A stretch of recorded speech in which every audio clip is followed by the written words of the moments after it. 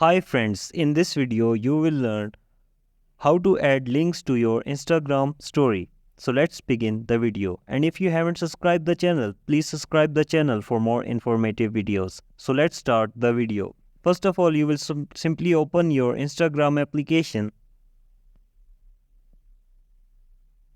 So here you will go to your story, and here is the option of create story. You will simply tap on create.